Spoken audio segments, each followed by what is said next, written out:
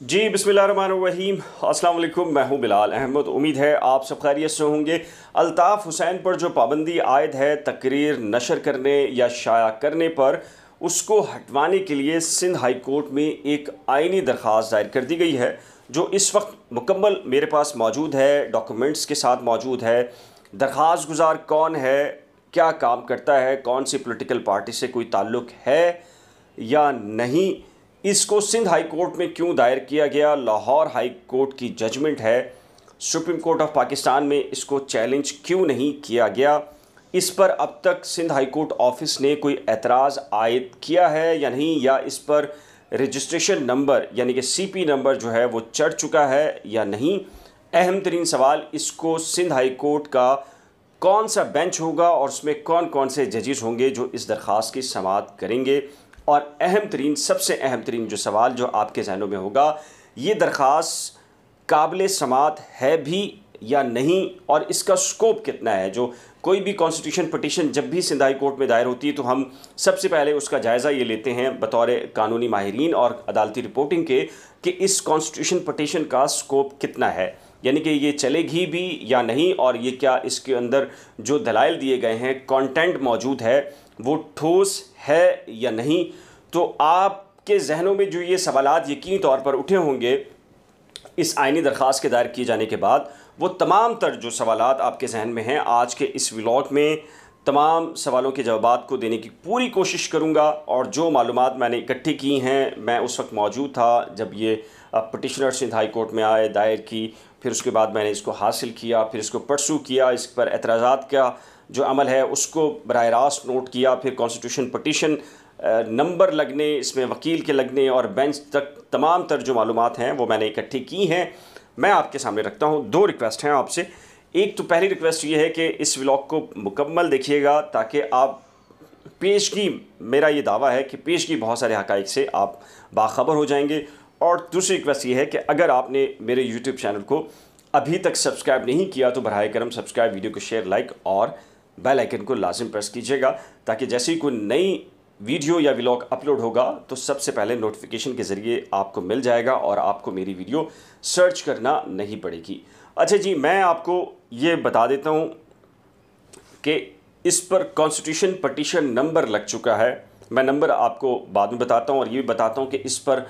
कोई एतराज़ फ़िलहाल मौजूद नहीं है। ये आपको मैंने बाद में बताना था, लेकिन मैंने अहम चीज़ आपको बता दी है। अच्छा, इसमें मेरे पास जो तफसीलात हैं, मैं जो पटिशनर है उसकी शनाख्त को नहीं बताऊंगा, एड्रेस, वल्दियत और बहुत सारी चीज़ें, सिर्फ मुख्तसर सी चीज़ें बता देता हूँ आपको। हालांकि मेरे पास ईच एंड एवरीथिंग मौजूद है, तस्वीर से लेके सारी चीज़ें। देखिए, मोहम्मद शम्स आलम हैं, गुलशन इकबाल के रिहायशी हैं। वल्दियत छोड़ दीजिए इनकी और पता भी इनका छोड़ दीजिए। इन्होंने रिस्पोंडेंट बनाया है डीजी ऑपरेशन पैमरा को, और क्यों बनाया है ये भी मैं आपको बता देता हूँ, अभी से बता देता हूँ। और federal secretary ministry of interior यानी कि वफाकी वज़ीर दाखिला को बनाया है। और तीसरा बनाया है इन्होंने free chairman PBA, Pakistan broadcaster association.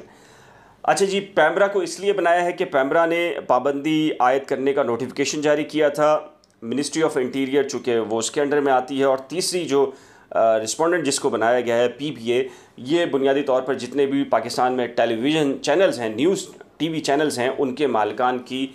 एक एसोसिएशन है, पाकिस्तान ब्रॉडकास्टर्स एसोसिएशन। तो उनको बनाया है ताकि उनके इल्म में भी आ जाए जो भी सिंध हाई कोर्ट का ये ऑर्डर होगा। अच्छा जी, दरख्वास्त गुजार कौन है उसका ये कहना है, मैं मुख्तसर सा आपको इंग्लिश में पढ़कर बता देता हूँ, ताकि बहुत सारे लोगों के जहन में कुछ कंटेंट इंग्लिश में समझ में आ जाएगा, और बाकी मैं जो है उर्दू में इसका ना सिर्फ तर्जुमा बल्कि इसका जो मतन के अंदर जो ग्राउंड है उसकी अंदर कितना ठोस मवाद है और इस पटिशन का स्कोप कितना होगा, इसकी तफसीलात मैं मुख्तसर ये पढ़ने के बाद आपको बता देता हूँ। अच्छा जी, पटिशनर ये कहते हैं कि petitioner is businessman and taxpayer to its beloved country on every fiscal year and run his business from the moreover he has no political backgrounds party। किसी पॉलिटिकल पार्टी से पटिशनर का दावा है उसका कोई ताल्लुक़ नहीं है, और वो एक बिजनेसमैन है और मुहिब वतन शहरी है। उसका ये कहना है कि जी 7 सितंबर 2015 को डीजी ऑपरेशन पैमरा ने एक नोटिफिकेशन जारी किया जिसके अंदर उन्होंने अल्ताफ़ हुसैन की स्पीच, स्टेटमेंट, इवन यहाँ तक कि उनकी तस्वीर इलेक्ट्रॉनिक मीडिया पर और जो अखबारात हैं उन पर पब्लिश यानी कि उनको शाया या नशर करने से रोक दिया था। और ये कहा गया था कि अगर इसको शाया किया जाएगा तो ये जो कॉन्स्टिट्यूशन है हमारा 1973 का,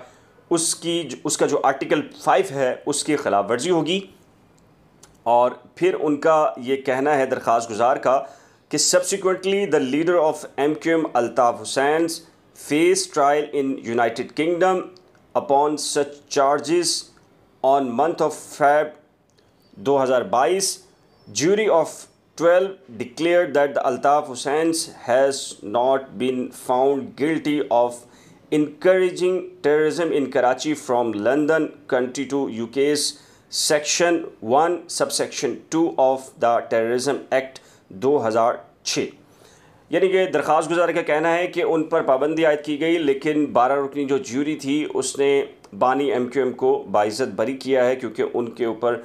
जिस सेक्शन के तहत मुकदमा दर्ज किए गए थे उनका अतलाक़ नहीं हुआ और शवाहिद नहीं मिले। अच्छा, अब उनका ये कहना है कि पटिशनर कहा कि therefore the ban placed by the PEMRA may kindly left on his speech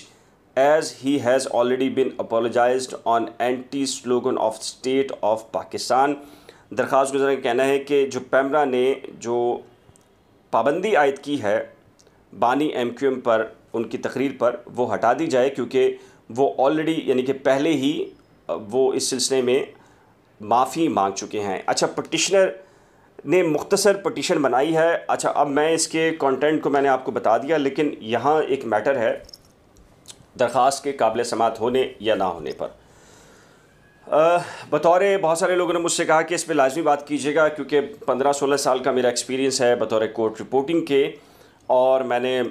12 मई के केसेस हो, कराची बेअमनी केस हो और MQM के दीगर अभी टेररिज्म कोर्ट में जितने केसेस चल रहे हैं बानफसा नफीस, मैं तमाम के तमाम जो कोर्ट की प्रोसीडिंग है उनको जानता हूँ। देखिए,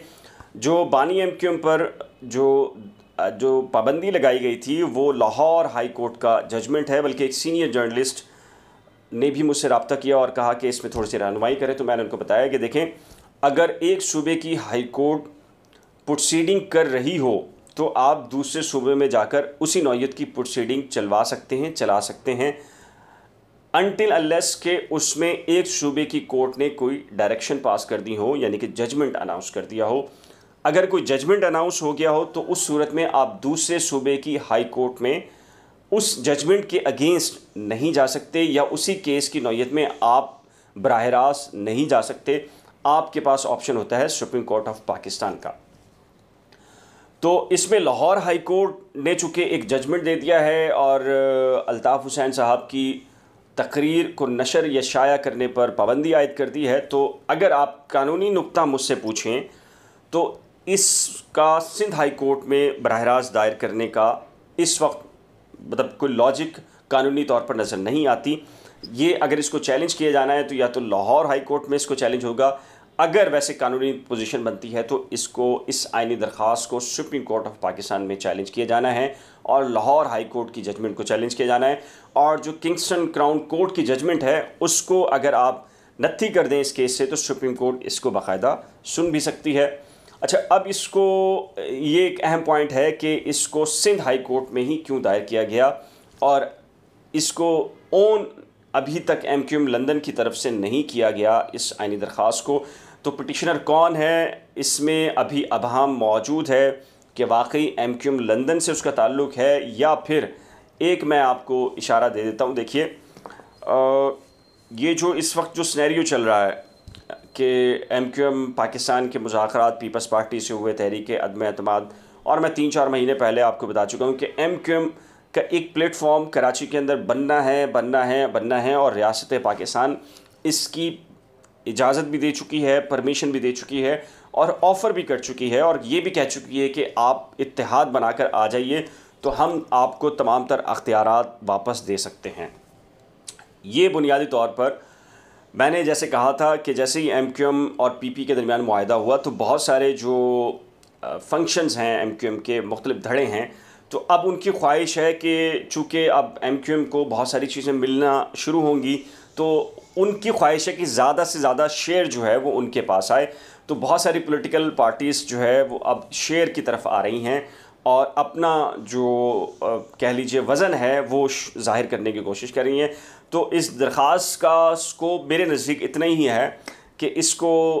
पानी में आप कोई तालाब होता है या नदी होती है तो उसमें आप पत्थर मारते हैं और कहते हैं कि जो उस